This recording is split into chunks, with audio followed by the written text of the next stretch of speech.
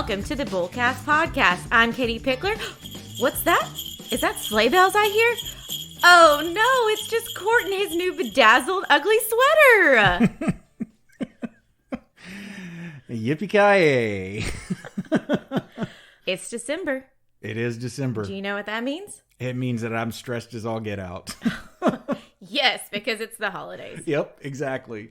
Bills, gifts, bills, food, more bills, more gifts, more food. I mean, the spending never ends. But we forgot. What's that bell? Oh, I just thought that was the reindeer. No, it's the opening bell. That's the opening bell. So we are going to talk about stress and holidays because those go together like PB&J. Yeah, no question about it. I, for one, as we discussed last week or 2 weeks ago, my favorite holiday is Thanksgiving, and it is because it has all of the fun parts of Christmas without any of the stressful parts of Christmas. It has all the food, and that's about it. That's really all that I need. Yeah, so holidays are very stressful. I think everyone loves the holidays coming up, and especially now. I think we are in December, which is now. Go ahead, open your attics up and get your decorations down. And oh wait, you all have already done that. Yeah, that's a little bit crazy. Yes, I mean, some people were bare. I mean, I saw I don't know. It was just a couple of days from the most important day ever, our birthday. Mm-hmm. It was the day after Halloween, and I saw somebody. Like on my way home from work, they were out in their yard taking down Halloween decorations, and sitting on the ground was the Christmas decorations to go right back up in its place. Well, you did. Let Thanksgiving have a holiday. Give Thanksgiving a chance, guys. Come on. Yeah. So this episode, we kind of wanted to talk about holiday stress and just kind of how to try and get through it. I know you're probably laughing like, there's no tips that you can give us, but just stick with us and try it. So to a degree, we are a financial podcast. This is kind of a financial topic in a lot of ways. There's a lot of budgetary concerns that you got to think of. That if you reduce the stress about those, then you can reduce your holiday stress overall. But we're going to go into a little bit broader just discussion of all of the holiday stress. So let's start it out with the top 5. Yeah, top 5 stressful Christmas movies, but. Just to give you a little bit more of an explanation, it's the Christmas movies that have those elements of what really just, when you boil down the holidays, these movies really just nail what it is that is stressful about holidays. So it's more of elements within these movies, and we're not talking about our favorite holiday movie. This is just like certain elements of a movie that we know are great examples of why it's stressful in the holidays. Yeah, exactly. So, top 5 stressful holiday movies. Katie, hit me with your 5. Okay. Number 1, Jingle All the Way. This is Arnold Schwarzenegger is going to extreme lengths because he forgot to get the Turbo Man. Yep. And I mean, it's ends of the earth, crazy times trying to get this last minute toy that he forgot to get. So there's a lot of financial issues, a lot of emotional stress. It's just an absolute mess. Yeah. And I mean, it pretty much just absolutely takes, I mean, it's obviously it's hyperbole, but I mean, it is what is the most stressful thing about Christmas is the shopping and the finding of the gifts. Yep. It's terrible. Yeah. The whole scene where they've got the balls on, like, who's going to get one, and they're like knocking each other down. And it's like the day before Christmas when you're supposed to be all cheerful and nice. And it's like, move out of my way. So yeah, great one. Okay. Next one, Christmas with the Cranks. This is Tim Allen. And they had decided their daughter wasn't going to come home for Christmas. They were just going to not do Christmas this year. And the neighbors kept giving him all this stress. What do you mean you're not doing Christmas? Oh, well, we're not doing Christmas. We've determined our budget. We're not going to do anything. Well, not to spoil the movie, but that doesn't really fly. And so then there's a lot of stress, a lot of money trying to pull it all together because Christmas is going to find a way to make sure you have it. At number 3, Deck the Halls. This one is Danny DeVito and Matthew Broderick, and they are playing neighbors. And Matthew has always been this great. He's Mr. Christmas, and then here rolls in Danny DeVito with all the crazy lights and kind of has that almost car salesman sleazy vibe from Matilda, but now it's all Christmasified. And so it's, Matthew's trying to make sure I don't remember his name in the movie, but he's trying to make sure he's trying to beat this person. So then there's the stress of that, of trying to be better than other people and make sure that you are the ultimate Christmas person. Okay. Number 4, Santa Claus, Tim Allen. Yes. So I don't really understand what's stressful about this movie. I mean, just because Santa fell on your roof and now you are Santa. A lot of people having problems with Santa falling off the roof during real Christmases. It's a whole bigger picture of things fall in your lap during the holidays and you gotta jump in and do what you gotta do because it just fell in your lap. Well, not only that, but also there's the whole am I a good parent element of Santa Claus. I mean, because it all stems around Tim Allen's character basically being this sort of disconnected guy who's certainly not at all connected to the holidays. And then, everything starts happening and, he becomes the greatest dad alive and all of that. It is one of my favorite movies, but it's on this list for the stressful part of it. Yeah. My last one would be I'll Be Home for Christmas. This is a Jonathan Taylor Thomas movie. Probably not a lot of people have seen it. With Never Jessica seen it. Biel. Cute. I mean, I was a big JTT fan. Thought he was precious. Don't know what he's doing now. That'd be interesting to find out. I don't know. Was he what sort of generation gap is there? Is he? I mean, is he your generation? Is he your age? Was he like I think he's my teenager when you were a teenager? Like he was on TV? So. Okay. Yeah, he was on all the shows at that point. But this one's all about how he is determined that he has his eyes set on this beautiful girl and he is going to take her to a beautiful tropical place for Christmas and not go home. Well, then his mom calls and says, if you come home, you'll get this Porsche. And so he is motivated to get home. Yeah, absolutely. Because he's got to be there with the family. But the mom has had to bribe him because she wants her son there for Christmas. So those are some of my examples of stressful movies. What about you? Okay, so mine.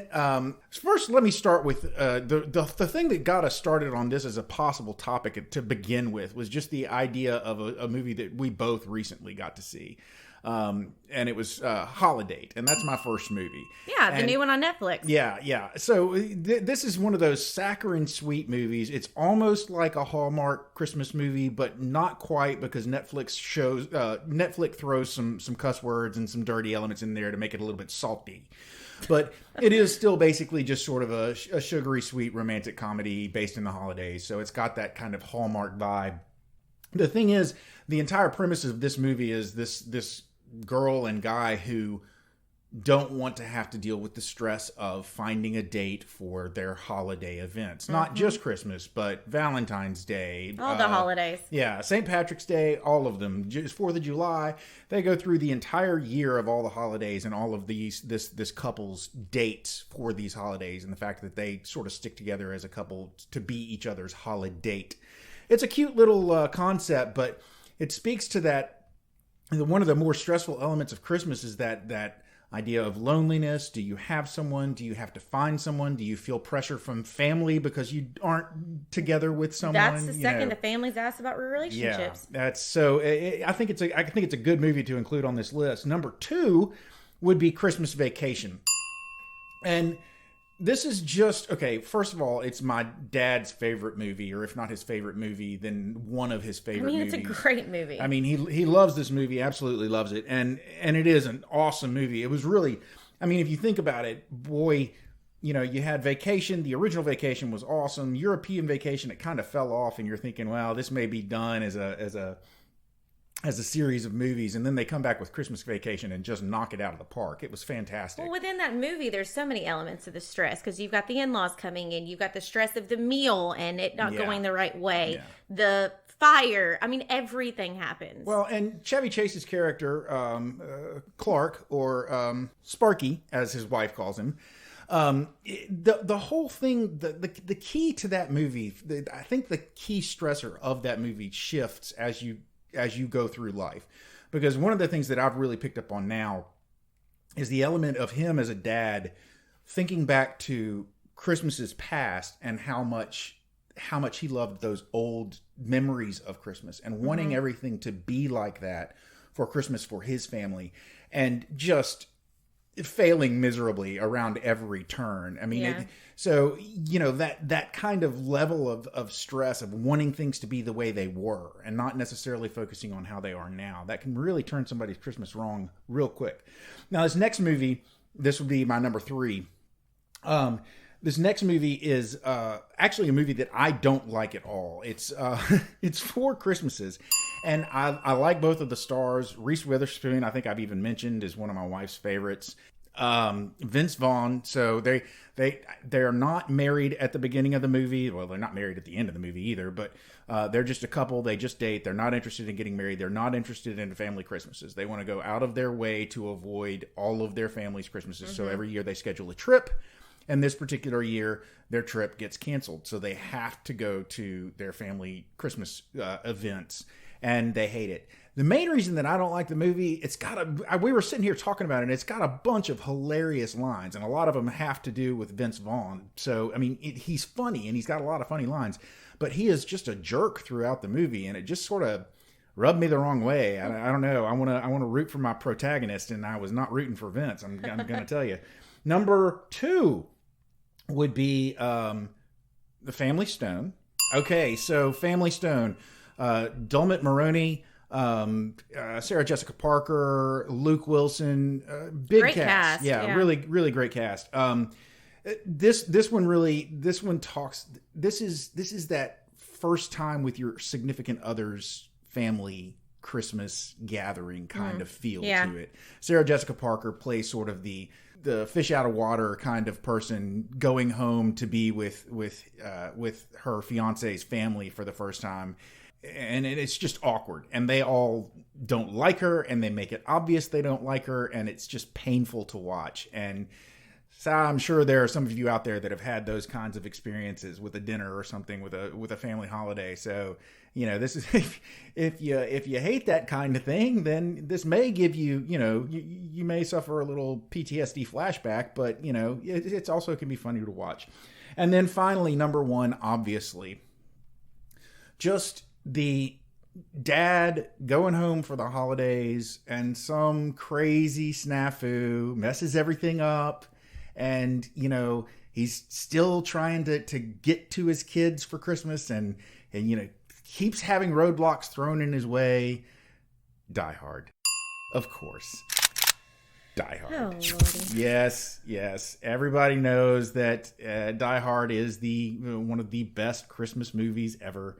And obviously, we've all had to deal with the stress of being in a building when it's taken over by terrorists, and trying to save myself and save the people that I love, my wife, from the terrorists. Who hasn't been there, right? Right? Am I right? Yeah. Right. Number 1, Die Hard.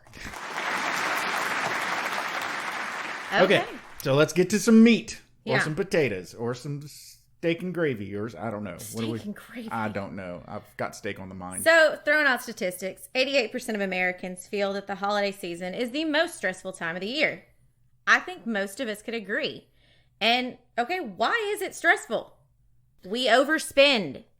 We overindulge in food, sweets, alcohol, family time. It's a stress of your relationship status, because you're going to see your family, and it's, are you dating? Are you single? Are you married? Are you having kids? Are you, done having kids? What is happening? Every aspect of your relationship is on display, and everyone seems to want to give an opinion, and that's a stressor. You may have too much togetherness, not enough togetherness.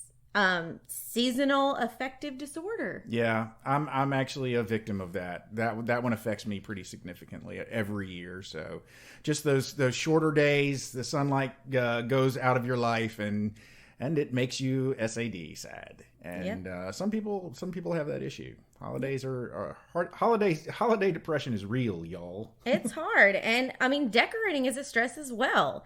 I mean, we've made some comments before. Another pop culture movie that came to mind is, you think about How the Grinch Stole Christmas, the Jim Carrey one, and you've got Martha May Whovier, who has this great gun that is shooting all her Christmas lights up, and you've got sweet Cindy Lou Who's mom that is just in a knot with Christmas lights, trying to do the best she can. Mm-hmm. So there is so much stress that goes into the holidays. I will also point out one thing that we didn't say yet is, but is definitely an element is this is the end of the year for businesses. I mean, as we have pointed out early on in a lot of our episodes, this is the make or break season for a lot of businesses. So if you're in a retail business, if you make your money selling things and you've got to get your money in before the end of the year to make it into black for the year, then that can be highly stressful. A lot of other businesses are preparing for the new year during the month of December or even the month of November and December. So you've got this final push at the end of the year to basically get everything ready and set and planned for the next year. So there's a lot of stress going on at work as well. Oh yeah. I mean, you and I were talking about it the other day that you'll have your goals set out and you realize that you have made this list of what you want to do by the end of the year. And hello, we're in December. It's the end of the year. Yeah. So you've got to hurry up and get that done. But you also need to make sure that you're done in enough time to get home.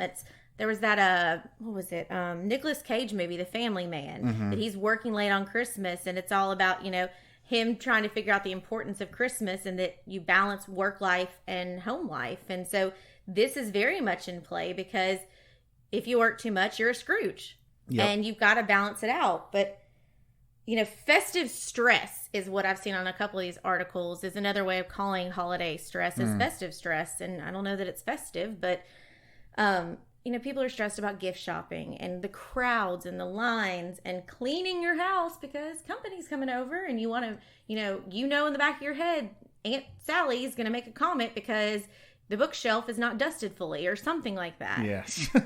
Knowing what to get people, cooking, stressful. So we've told you everything and you're listening to this and you're like, yeah. Okay, what are you going to tell me? What are you going to do? Yeah. How are we going to take control of this? We're here to fix you. And I'll be honest. We have all of the solutions. Doing some research on this, there's so many articles out there with a lot of things that I feel like I kind of didn't want to bring up any of the stuff that's not reality of that, you just walk away from the situations. You just take a moment. Like, we know that's not reality. We know that's not always an option. So we want to talk about ahead of time how you can kind of try and take control of the holidays and make it where you're not dreading going into it and take steps to prevent the depression and the stress that comes with it. Learn how to recognize your holiday triggers and know when you need to get away from a situation and when you need to not put yourself in certain situations. But first one, be realistic of expectations. You mentioned a Christmas vacation. I think that is one of my downfalls is I think that we always have this big image of what something should be. And you build it up in your head. And especially if you have a family that is very big on tradition, when you may bring in a new relationship or a sibling may bring in a new relationship, every time someone is added, everything slightly changes just a little bit. And some people very much have trouble with everything changing. Yeah. So like, for instance, all of my favorite memories about Christmas are based around my Christmas from when I was a child. So it's childhood Christmas. And so there is no way that I am ever, just because I'm not built the same way that my parents were, I don't do stuff the same way that they did. There's no way I am ever going to create a Christmas atmosphere that would live up to my memories of the Christmas atmosphere that I have. And so we've established our own family traditions. We have established our own norm for what Christmas means to us. And I'm not about to beat myself up if Christmas Day for me now for my kids doesn't seem like Christmas Day did for me when I was a kid. That's just setting yourself up to fail. And that's the key right there is you've got to kind of not necessarily lower your expectations, but just kind of rearrange and set those new standards and look at yourself before you even get into the holidays and be like, look, I know that I will never be able to do it like XYZ. So let's make it where it's attainable and it's going to be good for us. Yeah, and on the relationship front, a lot of times this time can be difficult because one person is very hesitant to go into this new situation with this new family that they don't know very well during such a tradition-laden season. Mm-hmm. And, if you've got a great relationship with your family and you're like, I don't know what the big deal is. Come on, they're great. They're going to love you. It's going to be fine. We have so much fun. You got to come. And your significant other is like, I don't know, this could get real messy and get dicey. That stress level going in is already going to change the way that people are going to interact with you, that you're going to interact with your significant other, that your significant other is going to interact with your family. And all of that can have an effect, a serious effect on the way the night, day, week goes that you're together. So you have to, again, manage those expectations. It may not be exactly like, if you're introducing a new person into this situation, it may not be exactly like it was when you didn't have this new person introduced into the situation. And if it's not the same, that's okay. It doesn't mean that your significant other is messing things up. It doesn't mean that your family is necessarily being terrible because they're not acting exactly the same as they always have. Because whenever you add a new element into a situation, that variable is going to change the way people behave. People just don't continue to act exactly the same way under every circumstance. And if you have a family that's super open and super welcoming and is super friendly, no matter what new variable you add to the situation, then you're lucky you got a great family, because that doesn't happen that often. Well, and I'll call myself out. I'm the stickler for the tradition, because I know when my brother got married, I'm like, well, where's Amy going to sit? Like, we have our spots. I'm a little bit of a Sheldon in that. Like, we have our spots that we sit for Christmas. I know where it's going to happen. Oh, Amy's coming into this? Okay, well, now we got to find room for her. And then it's, okay, now they have kids. Oh, we got to make room for kids now. Oh, what do you mean things are changing? So I have difficulties with it. Mm-hmm. But then I know that when I've joined my husband's family, he's got a sister who I'm now the Amy coming in, and it's messing up her situation. So I'm trying to be a little bit more understanding of like, okay, well, I don't want to sit in your spot. So like, you just tell me. And I ended up like sitting on the dog bed last year for Christmas, because I'm like, I don't know where y'all's spots are. I don't want to mess it up. And then I looked like the crazy person, because they all just throw their tissue paper, or throw their gift wrap paper in the floor after they open and just leave it. And in my household, my dad has the trash bag, and as you open it up, you like baseball throw it over to him, and we're picking up as we go. Oh, my Lanta, I can picture Christmas morning with David Pickler, the trash bag. But so that's where it's one of those that it's now, I think my role at my husband's family has become, I'm going to be the one that has introduced, why don't we pick up as we go? I bet they love that. They're kind of like, what's happening? What's going on? What are you talking about? Pick up as we go. What is yeah, that so, nonsense? I mean, that's kind of a fun part, to have a conversation, figure it out. If you are hell-bent on a certain thing needing to be a certain way because it makes you feel happy and it's what's important to you, have that open dialogue with who's going to be there and be like, hey, I know things are changing, but this is what's really important for me and my traditions. Can we please try and make this happen? Mm-hmm. Be open and honest, because that's when you bottle it up, especially during these holidays, you're going to end up being the one that blows up over somebody walking in and saying Merry Christmas, and then you seem like the Grinch that just attacked somebody. So try and have a conversation. Yeah, be flexible. Understand the other person's side too. They may not understand why it's such a big deal to you, so you may have to explain extra carefully and nicely and gently. Mm-hmm. And then they may still not care. So let's talk about the financial component of it, because we do tend to overspend during the holidays, and there's a lot of different reasons with this. And it's you want to give gifts to people. You want to buy them the nice things. You want to be the fun uncle that shows up with the greatest gift for the nieces and nephews, or have the best gift, or just make sure you are like a Santa Claus and giving to everybody. So how do you tackle that and make sure that you're not the greatest person ever at Christmas time, and then you're very upset and your budget is thrown all out of whack afterwards? Yeah, I mean, obviously we could have just billed this as budgeting episode part 2, because a lot of this really is, You got to have a budget and you got to stick to it. And I'm sorry, we're financial people. You get tired of hearing us say that, but that's the truth. You've got to have a budget and you've got to stick to it. And part of your budget, when you create your budget, when we went over the basics of creating a budget at the very beginning of this, part of that budget is your gift budget. And so you need to make sure that you've got Christmas gifts as part of that gift budget, that's figured in, and not just I'll figure out how to pay that when the time comes. Yeah, because I think people just swipe their credit cards, and it's a lot of times it's last minute gifts, and so they're going to end up not caring how much they're paying for it, yes, or they're going to have to get rush shipping because they've forgotten. And then January rolls around, and your credit card bill's sky high, and so then you may not be able to pay it all off. And then you start the slow death cycle of revolving debt. Yeah, I'm a terrible, we said this before. I'm sorry for repeating myself. I'm a terrible gift giver. I just don't have good gift ideas. So I tend to make up for it by procrastinating and putting off the gift shopping as long as possible, then not knowing what I'm going to get and making up for whatever it is I get that I think is bad by spending a lot of money on it. And because it's just the easiest thing. It's like, I'll just buy them a TV. And, so. Still waiting on my TV. Yeah, well, Oh, I think this is, again, it kind of goes back to the open conversation. Like, you build your budget on how much you're going to spend, and you think about your key people.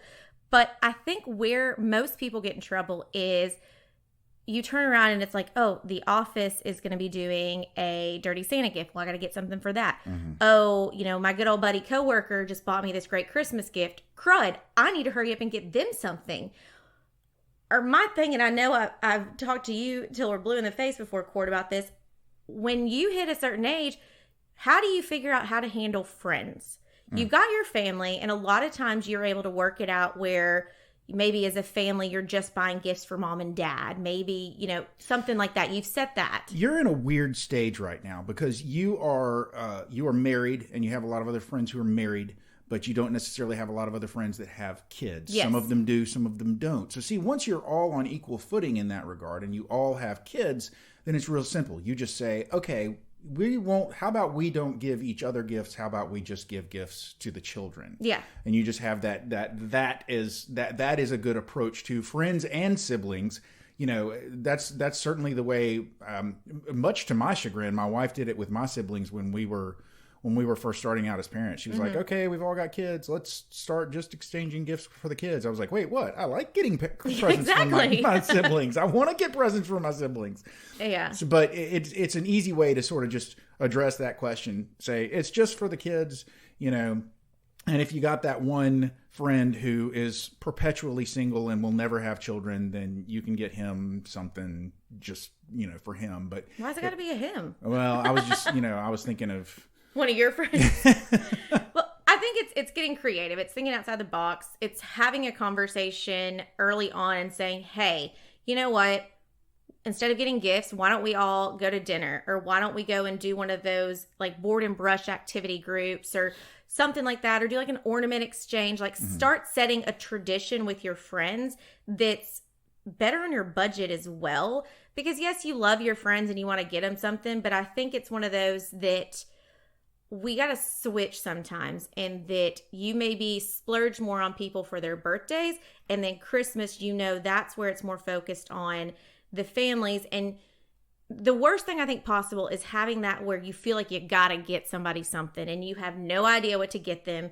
And I hate giving somebody just junk that I feel like they don't care about. They're just going to go, okay, and just toss it somewhere or re-gift it to somebody else. That's hard to figure out.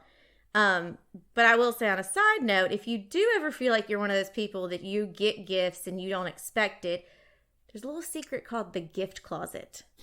You know about the gift closet, Cort? I do. I was trying to think the other day when exactly we stopped doing a gift closet, because we definitely used to have a gift closet in our house. And I don't remember when we stopped having one, but it's gone now. At least I think it is. You gave all the gifts out. If Robin if she still has a gift closet, then I don't know where it is. She is hiding it from you. She may be hiding it from me. Yes, exactly. But what I mean by the gift closet is it's just kind of a closet that's got some good things in there, that it's one of those, if you ever were in a pinch and needed to get somebody something, you've kind of thought these out. They are nicer gifts for people, but they're not that last minute expensive thing. Yes. It's something you could give to somebody if you're in that situation where you have been gifted and you feel like you need to gift back. Yeah, this is a good time for me to jump in there and point out that we're doing this episode in early December. And so everybody is listening to this going, well, great, these are all great ideas that it would have helped me to know, 6 months ago. So, who's already shopped for Christmas? Well, see, that's 6 months the thing. ago? One of the things that you can do to help decrease your stress during Christmas is if you're one of those crazy people that starts shopping in March and has all their Christmas shopping done by October. I don't know many of these people personally. I've seen a couple of them post on Facebook that they were done with their shopping in like October, and I unfriend them immediately. I get too excited when I buy a gift for somebody. Like your birthday gift was... How are you going to keep it a secret? Digging a hole. I'm like, I want to give it to him. I want to give it to him. Yeah. Yeah, see, but it can decrease your stress because I'm going to tell you another secret. Black Friday has some great deals, but Black Friday isn't the only sale that goes on during the year. There are lots of other sales that happen earlier in the year, so you can find great bargains on good gifts for people. Get them and go ahead and store them away if you have the storage space. That helps you so that you're not... Write yourself an email, write yourself a note, tell your husband, tell your best friend where they're hidden because you will forget. And this is also, but this kind of goes hand in hand with the whole idea of the gift closet, because when you're building a gift closet, the idea is when you find something that is a really good deal, that maybe you don't know who you want to give it to right now. You buy it, but you're like, this will make a good gift for someone. Mm-hmm. You go ahead and buy it. You put it in your gift closet. And then a little ways down the road, you're like, oh, look, this person needs a Black & Decker skillet. I don't know. Well, I mean, you've got the option of giving of your time to someone, giving something personal, but we're going to do whole episodes on these, but you also can give to charity in honor of someone. And, if it's a kid, you can see about giving to their college fund or something like that. So it's not always necessarily that you've got to go out and buy these grandiose gifts, but you could build into budgets things. And again, it's just make sure you're buying with your brain. Make sure you're thinking about what you're purchasing and not just being so caught up in the Christmas spirit that you're buying everybody everything. You are not Oprah Winfrey that you get a car and you get a car. Like, break it down and figure it out. Have that list. And what I always do is I'll write down that list of everybody I think I might want to buy something for. Mm-hmm. And then you start really prioritizing, okay, this is who I need to buy for. Have ideas of how much you want to spend for these people. It's just a matter of days, I know, before I start seeing the ingredients of Robin's holiday treats that she makes. She'll do holiday treats, and it's like, okay, this is one of the gifts that we give out is these holiday treats. And she spends a lot of time working, days and days and days working on these. She makes, I think, thousands of them, little holiday treats that we give out, a sack full to people. And, it works real well if you're a cook, if you like to make treats and you can make treats for a lot cheaper than you can necessarily go out and buy some giant gift, then make some treats. Or if you're crafty, I'm not crafty, so I'm not going to spend a lot of time on this suggestion, but if you are crafty and you want to make crafty things, great, make crafty things. But again, this is about decreasing stress. So don't wait till the last minute. Yep. You gotta schedule out your time. You've got to discuss what you're going to do for different people. This group of people we're going to make the treat for. These group of people I'm going to knit them a sweater. You got to know who you're going to Am I going to get a sweater? Yeah, exactly. I've been working on it. That's why it's late. I'm sorry. Okay. So, know what you're going to give to whom, and then schedule out your time and make sure that you're not in a frantic rush right up there at the end. So with scheduling your time, there's something that a lot of you need to know, and it's learn to say no. Yes. And it's respecting your time, respecting your obligations, knowing that you do not have to be the superstar and being at every possible thing you get invited to, or making the treats for the school, making the treats for the church, making it for the office, doing this, doing that, like helping the in-laws out, whatever it may be. Like, figure out your time and your schedule. Those darn in-laws, they're always asking for stuff. You've got to prioritize your time because it is a stressful time. You want it to be memorable, but if you are so stressed out because you've got to go help this person decorate their tree and help make this and do that, then at the end of the day, there's nothing left. And you are just a shell sitting there looking like bad Santa Christmas morning because you've just been beaten to pieces. Yeah. So, I mean, that's an important thing. keep up with your habits. Like, you are going to be eating and drinking probably a lot. Keep up with your healthy habits, not your bad healthy habits. Yes. Yeah. So I mean, obviously, listen. One of the things is your healthy habits is like exercise, eating healthy, getting good sleep. All of those things are very much tied in together. So, like for instance, if you drink too much, if you over imbibe on a regular basis, that makes you sleep more poorly. You sleep worse when you have been drinking than you do when you haven't. It's just a scientific fact. And so you need to keep getting sleep. You need to not be tired for the season. You need to, because that just makes you more depressed. The days that I don't get any sleep, boy, do I walk around in a funk. Yeah. So you need I would say we're not saying that we're the perfect ones at all with this, because we are terrible about this. We have to remind ourselves on a daily basis. So, if you drink, just know that that's going to affect how much sleep you get, and that could affect what your mood is like the next day. And if you're doing that frequently, then you're going to have a rough month or two or whatever.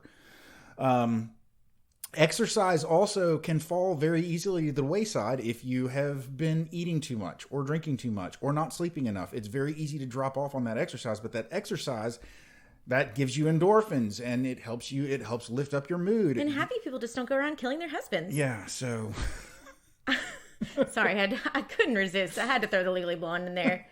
But it's one of those, I think this is such a time of year that we are trying not to be selfish. We're trying to care about others. But really, the hardest thing to swallow is that you've got to be a little selfish, because if you do not take care of yourself, you cannot be there for other people. And then you really are the Grinch showing up, and not the, cheery-eyed little elf coming in with cheer. Yeah, it's true. Everything we just said was truth. There was lots of truth going on there. We just truthed you. I mean, bottom line with the stress and everything, do not feel the pressure to live up to what your family's expectations are. Don't let tradition bog you down so much that, if you're not a cook, don't try and recreate your grandmother's 30-page recipe. Get somebody to help you with it. Don't let being into traditions bog you down so much that you're not willing to create new traditions. Listen, one of the coolest things that I ever did was, I was always very reluctant to leave town around Christmas, because we have Christmas traditions that are very specific to our area. And if we're not in our area, then we can't do those Christmas traditions. One year we decided to go on a family trip, and we went on a cruise ship. And Christmas? We were gone over Christmas. Oh my goodness! And it sent me into tizzies. I was like, we're gonna miss all of the things, and it was the most relaxing Christmas I have ever had. I woke up Christmas morning and went up on the Lido deck and sipped on some sort of tropical flavored drink, and just took in some sun rays. I mean, it was ridiculous. Now, unfortunately, we financially aren't able to make that into a new tradition, so to speak, but I'm still wide open to the idea of that becoming a regular family tradition, because that was awesome. Well, I mean, we have obviously talked about a lot of different holiday stresses out there, and there's probably way more that we didn't even touch on, and it's just some... Oh, I'm sorry. Can I just throw one more thing in there? Go for it. I just want to... if you're not aware of this, one of the things that I did want to touch on that I forgot to mention earlier, seasonal affective disorder. It's literally linked to the amount of sunlight that you're exposed to. And so if you're sensitive to less daylight time and that sort of thing causes a depression in you, they make lights for you that you can set up inside, and you can sit next to the light. That's good to know. It like exposes you to some artificial sunlight, and it can help. I mean, I'm not going to say it's the be all end all, but it can help. So there are items like that out there for all sorts of issues that you might face. And obviously, if you've got some tougher issues, there are professionals. So take care of yourself. But if you're really struggling, make sure that you talk to somebody. Yeah. Well, and you can always reference back to our episode a couple episodes ago, right before Thanksgiving. Those conversation little nuggets to throw out there, they work at Christmas time too. So if you get wrapped in and someone's like, okay, so when you having kids? Well, who's your favorite Batman? Then they're just kind of like, huh? You're like, oh, I thought we were just playing questions. So I'm asking you a question. But this has all been, fun. Hopefully we've de-stressed you a little bit with this, maybe? Well, sure. I mean, I can't imagine that our little nothing of a show is stressing people out. My gosh, that's not what we're going for. Well, I'm hoping it's just like people aren't going, oh no, I should have done this. I should have done that. Oh no, yeah. Because that's how I would be. Yeah, listen. If you haven't done everything that we've already said by now, then it's too late. Forget about it. Don't listen to Cort. So let's wrap this up. Let's put some bullseye to it. Okay, let's put a bullet in it. Cort, what's your bullseye? Okay, so I mean, I know I just said this, but I think that this is good to hit on. This is a season where people are prone to they're prone to depression, they're prone to stress, they're prone to all sorts of things that are not healthy for us. You've got new family members. You're trying to integrate into a new family. You've lost family members. You're stressed about money. You're stressed about your job. All of these things can really take a toll on you. So it's important to try and plan and mitigate those stress factors as much as you possibly can. But if you're struggling, talk to somebody. Take care of yourself. Get some rest. Seek the advice of others. And there are always people out there that will be happy to discuss issues with you if you're having legitimate issues. So the last thing you need to do is like hole yourself up in your house or your apartment and sit and mope for a month. Get out there and talk to some people, but take care of yourself. Bullseye. Great. Yeah. Do not be a Grinch. That's what I got from that. Come down and hang out with the Whovilles. Okay. Now, all of the people out there that are Grinches like me are going, what? That's ridiculous. Of course I'm not going to go hang out with the Who's. With their singing and their Whoville. No. Okay. Well, my bullseye would definitely be have those open conversations. Have the conversations about presents and talk to people ahead of time. Be like, hey, look, we've all got kids now or we're all married now. Let's talk about presents. And you may realize that you're helping alleviate some stress from them going, whew, yes, I was worried about what to buy. And then mine, because it is an issue, I'll admit, I'm Katie Pickler and I have a problem with traditions changing. So have that conversation with families and say what's really important to you and what's not. Because at the end of the day, yes, not everyone is going to be happy 24/7 of the holiday season, but try and work with everyone to make it the best overall and be open to, yes, I'll admit it, Daniel, you're hearing this, be open to new traditions and new things. I'm trying. So, really, this is a big confession. I'm trying, okay? I am trying to be open to new things. That's my bullseye. Bullseye. Well, Katie, there's the closing bell. Ladies and gentlemen, you have made it to the end of yet another episode of Bullcast Podcast. I want to let you know that we've just got a few more episodes this year before we're closing up the year. Sad. I know it's gonna all come to a magnificent close here any day now, I am sure. But final. if you'd like to reach out and talk to us, please feel free to go to our website. That's bullcastpodcast.com. You can leave us a comment, leave us a suggestion for an episode topic, talk about whatever you want. I mean, we don't really pay attention, so It's not. No, stop. Also, you can check out pretty pictures of us on Instagram. That handle is @BullcastPodcast, and you can throw your words into the wind at us on Twitter with that handle being @BullcastPodcast as well. We'd love to talk to you. We'd love to respond. We'd love to hear your suggestions. So, any way you can. Also, Katie and I work for a place called Pickler Wealth Advisors. And you can find out more about me and Katie, more about our fantastic team, and more about our boss, David Pickler, by going to our website, picklerwealthadvisors.com. That's advisors with an O, not an E. Ladies and gentlemen, I feel like I have given you quite enough to be going on with. So for now, I'm Cort. I'm Katie. Bah humbug. I think you mean bah humpug. We out. Happy holidays.